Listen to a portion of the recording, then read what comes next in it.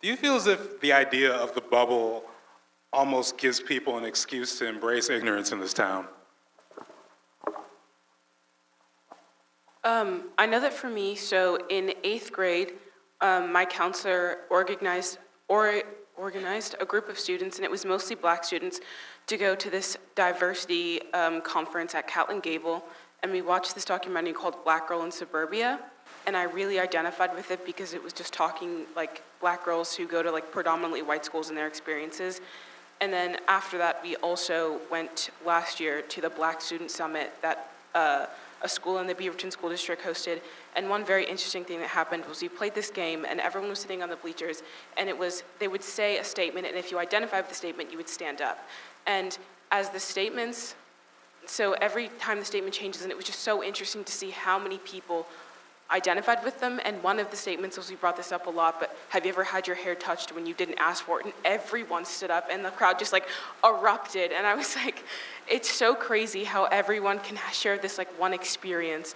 And so I think that was one way that like I really connected. I felt like I really connected with a bunch of people outside of Lake Oswego. And it was very interesting to see, although there's like this bubble around Lake Oswego, there's still a lot of experiences that I have that another student at like a Beaverton school would have.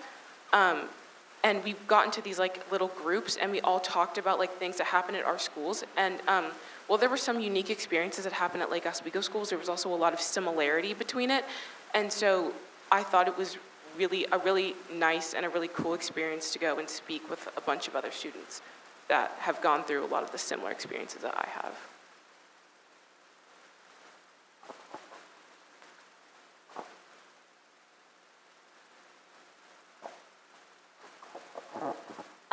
To the question of whether the idea of the bubble gives people an excuse to be ignorant, I don't believe that's the case. I don't believe it's an excuse. I believe it's the cause of why a lot of us have this ignorance. I was away, so when I was in kindergarten, I used to leave my hair, I have very ethnic, floofy hair. It's huge. And for me, I had never had a problem before kindergarten with my hair. And when I had gotten into kindergarten, not kindergarten, I think it was somewhere in elementary school, it was back to school night, and my mom, who, as we know, is really big on my education, went after my teacher, and she was like, hey, I just want to talk about my kid. Anushka's super excited. Do you have any feedback? And the teacher, bless her heart, was the sweetest person, was always nice to me, nothing bad I could say about her, looked at my mom and said, it's just all that hair. And my mom was like, is there anything educational you'd like to comment on? Like, is her reading level great? Like, and the teacher was like, yeah, but the fact that she had said all that hair, for 13 years, I've been in this district for 13 years, I have straightened my hair since that point. And I had straightened my hair until last summer. I went away to a research opportunity where multiple people were Indian and multiple people were minorities who had hair like mine. And walking in, I felt all great with my straightened hair, and I walked in and I saw 20 or 30 kids, young Indian girls with the same hair I had. And the more and more, I was at that camp for 6 weeks. It took me 3 weeks to stop straightening my hair. And at that point, I felt beautiful. I felt seen. I felt like my hair wasn't an abnormality and a sea of people who had straight hair. And that might seem like the smallest thing, but when you're forced to straighten away your identity every single day, it's not the smallest thing. And so standing there, when I saw someone's hair who was straight, I didn't feel envious. I didn't feel alone.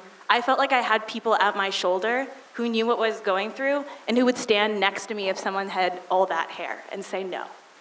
And I've always had my mom who's done that for me, but to have someone else who didn't have to do that for me, but would anyway, was a powerful experience. So, long answer to a short question. I have been able to connect with people outside of LO, but when you only have a me with hair like that in LO, you don't give other students the opportunity to not see all that hair because it doesn't become normal to them. So the same way it became normalized to me, when I saw those 20 to 30 other students is the same way it should become normal to every other student in our district. So rather than treating our bubble as an excuse to be ignorant, we should see the ways that we can normalize what already exists in our bubble. We have 25% of our students are minorities, and we don't really recognize that. So the more we actually identify the diversity in our community and say, hey, how can we amplify this? How can we normalize this? How can we make this discussion something that we celebrate? The more that our bubble is going to dissolve by itself.